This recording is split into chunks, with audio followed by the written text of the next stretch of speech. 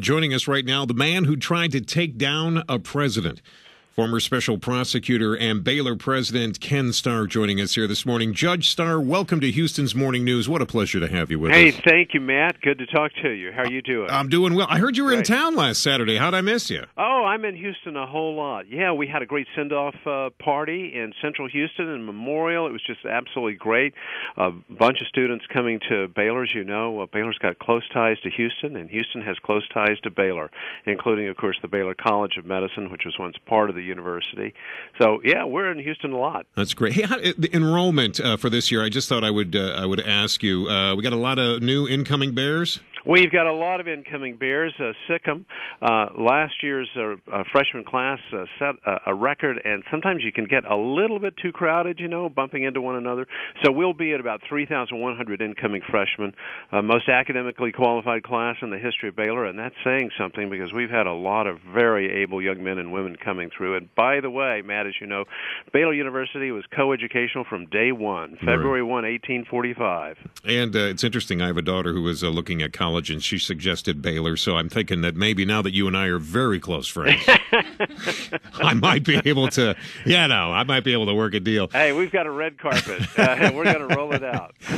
Judge Starr, it is a pleasure to have you with us here this morning, and you have been talking an awful lot about your role, of course, in President Clinton's presidency. A lot of people have taken you to task for some of the things that you did, following him around, trying to get the information. It began with Whitewater and continued through the Lewinsky scandal, of course. And you've said that if you had the opportunity to look the president in the eye, you would almost say you were sorry that whole event even had to take place. Am I right? Well, I was sorry for the country, but in any event, that's such ancient history, goodness gracious. But, I was called upon to do a job, and I think my colleagues and I did our job with complete integrity and honesty. We followed the rules, and we did what the Congress and the Attorney General of the United States asked us to do, and it was a pretty unpleasant job.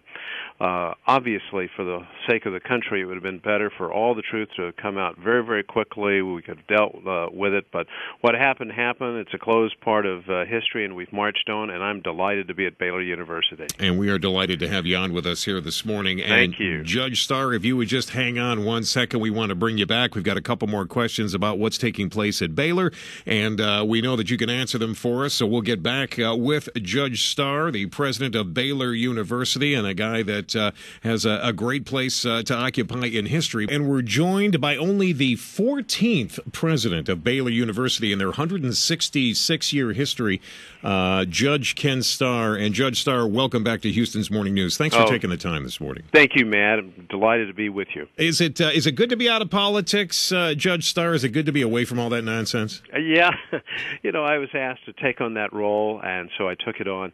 And, yes, it's great to be back in Texas. I am a sixth-generation Texan on my father's side.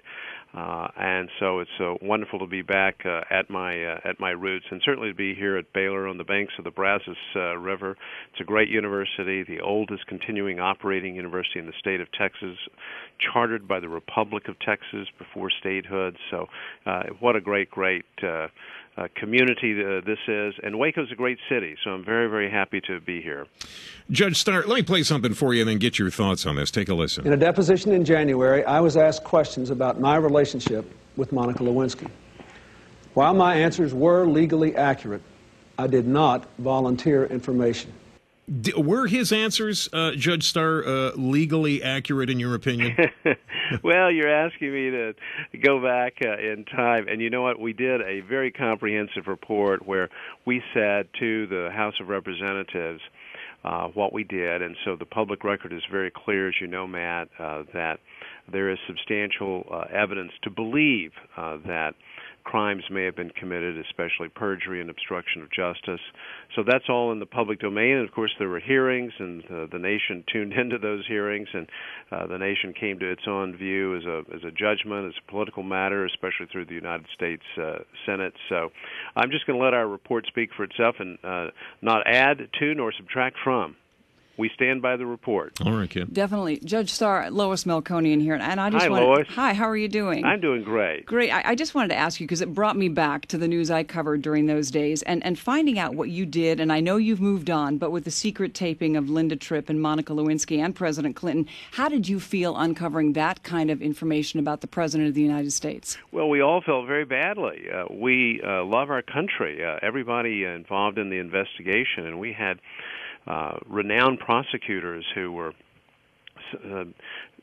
sent to the prosecution by the Department of Justice. And again, the entire investigation was authorized by the Department of Justice at the highest levels by Attorney General Janet Reno. So we just felt miserable about the whole thing. You want your president to do well, regardless of your politics. If you love your country, you want your president to do well. And but we had a duty to do, and so we did it. Well, when you're called upon to do a job that's authorized by the Congress of the United States and by the courts of the United States and the Attorney General of the United States, you better do your job, and that's what we did. And I've never apologized for it. I certainly have expressed the deepest regret that the entire episode happened, because the country has much more important things to worry about.